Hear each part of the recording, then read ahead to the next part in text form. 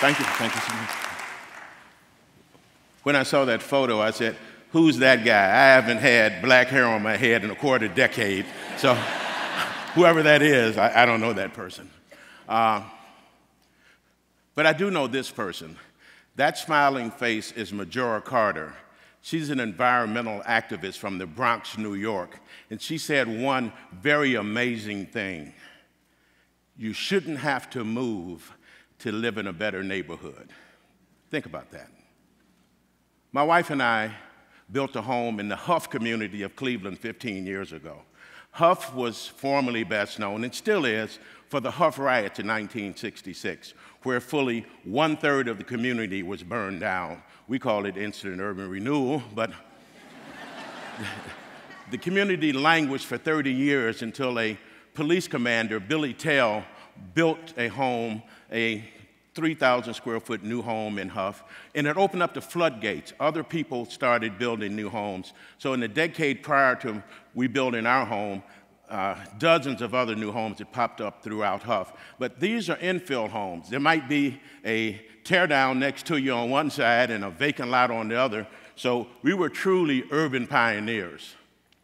Then 10 years after we built our home, a project called Reimagining Cleveland come along.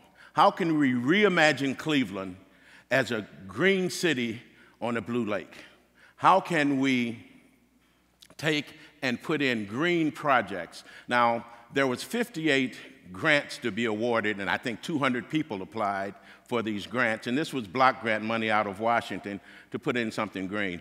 And people put in orchards, raised beds, pocket parks. I applied to put in a winery. They said no. So, what does he know about grapes and wine? And I took great exception. I said, I'm an expert at taking the cork out the bottle. Well, some political pressure was applied, and I got the grant. And thank you. And we were one. That was the person that helped me. But we managed to get the grant, and we were part of this green city on a blue lake project. And thankfully, ours came out pretty good. That was my first crew, those little guys. A neighbor friend of mine, she said, I'm too old, I can't, she saw me out there working by myself, so she paid these little dudes to come help me. Now, they would work for maybe 30 seconds or a minute. I had them picking up stones. Then they would, like kids, they would lose their focus and go back to doing what they wanted to do, which was play, until I put that X on the wall and said, who can hit that X with these stones? Within a half hour, the whole vineyard was clean. All of the stones were under the X. So I learned a lesson in life. Let people do what they're good at and what they like. But then news of our project started spreading, and I got help from all over the county. It was interracial, intergenerational, whites, blacks, college professors, people from suburbia. They all wanted to be part of something, and I found that people look for a way to get their hands dirty in giving back. So we gave them that opportunity. The two gentlemen on the left were from a nearby halfway house. That's who actually did all the hard work of building the vineyard, were guys coming back from incarceration like myself. What our nonprofit does is take guys coming out of prison, give them a volunteer opportunity, see if they have a work ethic, and if they do, then we move them on. Sometimes we hire them part-times ourselves to stabilize them, then we move them on to other employment. Some stay with us for a period of time. The gentleman on the right, never been incarcerated, but he said he knows how to tease everything out of the ground, and he does. Some things we ain't gonna talk about what he teaches out the ground, but he's good at it. We named it the Vineyards of Château Hough, and that's a political name. Here's why. If we would have named it the Vineyards of Château Hunting Valley, like the horse country to the east of Cleveland, or the Vineyards of Château Westlake, this private enclave gated community to the west of Cleveland, nobody would have raised an eyebrow. When I said the Vineyards of Château Hough, everybody, what? What I'm basically saying is the land we occupy in Hough is just as valuable to us as the land is to those people in Hunting Valley and Westlake. That's a picture, thank you. That's a picture of the vineyard as it looks right now. We're in year 4. And that's from a window of a building I'll show you. That's how the vineyard looks from the front. And notice that Victorian house behind it. It's really a teardown. It's beyond repair. We were so fortunate, I'm a journalist by profession, I managed to get in Oprah's old magazine. And boy, let me tell you the power of the press. That really jump-started us. That really gave us a great boost. And hey, who's that handsome fellow on the right over there? Problem is, Oprah keeps calling me now. I tell her I'm too old for you, Oprah. In our first year, and we're very proud of this, grapes take 7 years to mature. In our first year of making wine, which was last year, our white wine won the 2nd place ribbon in the oldest county fair in the state of Ohio, the Geauga County Fair, which is absolutely amazing. Thank you. I normally wear that ribbon around my neck. My wife hid it. She said, no, I'm tired of you wearing it. I sleep with it, but she wouldn't let me wear it here. That house.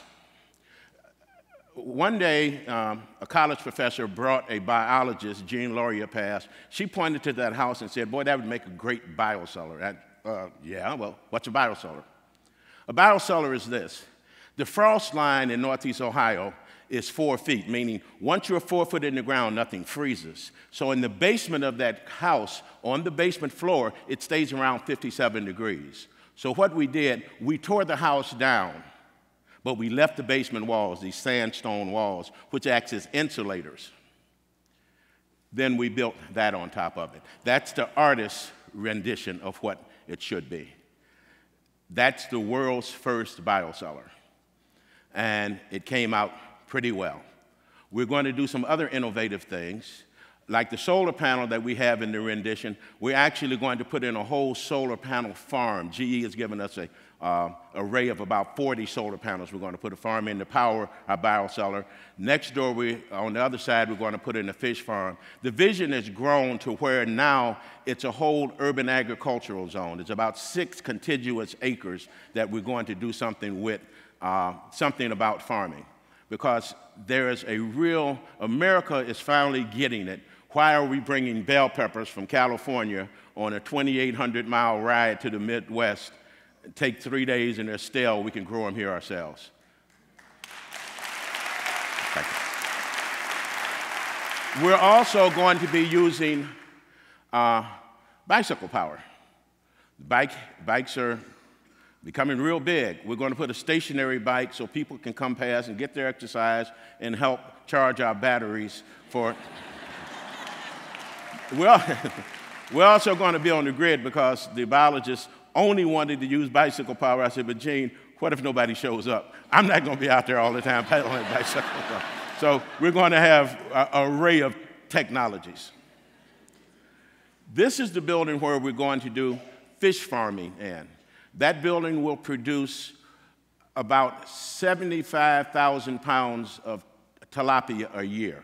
It's a 55 by 155-foot building, and it will employ 8 people that no longer have to come out of incarceration and wonder what they'll do with their lives. That's what it's really about. How do we help stabilize lives?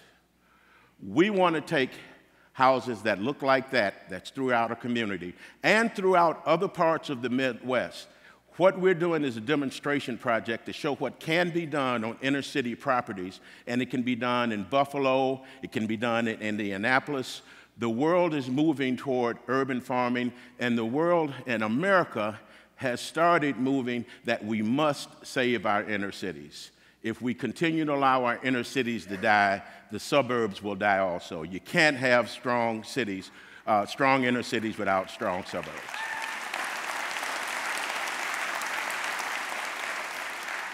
Again, that's the artist's rendition of what we did, and that actually is the BioCellar itself. We had our grand opening last Friday. The mayor spoke.